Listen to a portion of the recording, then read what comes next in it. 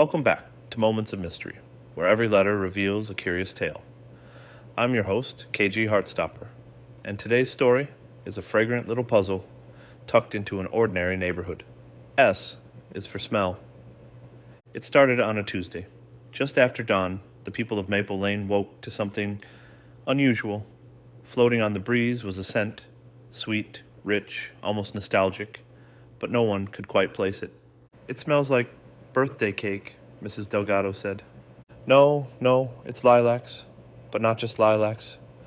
Like lilacs and sugar cookies had a baby," said Mr. Irving from across the street. By noon, the entire block was abuzz. People stepped outside, sniffed the air, and scratched their heads. The smell was strongest near the mailbox at the corner of the cul-de-sac. Yet there was no bakery, no flower shop, and no open windows with fresh pies cooling on the sill. That's when 12-year-old Nora, self-proclaimed neighborhood investigator, grabbed her notepad and decided to solve the mystery. She started knocking on doors, asking what people had smelled, when they noticed it, and how strong it had been. By late afternoon, she had it narrowed down. The smell was strongest near the abandoned house on the corner.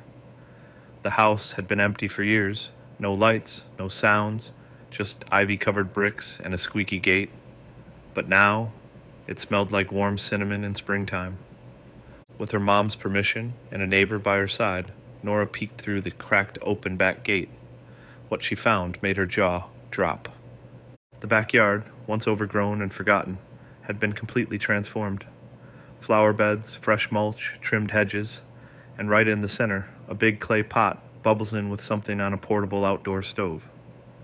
Just then, a woman appeared from behind the pot. "Oh dear," she said, smiling.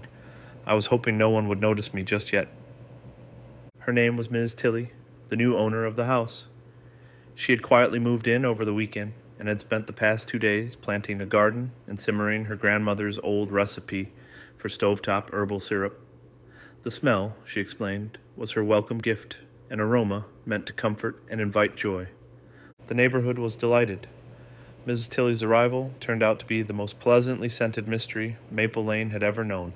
By the weekend, she was hosting a backyard brunch, complete with homemade scones and jars of that magical syrup for everyone on the block. And so, the mystery of the marvelous smell was solved.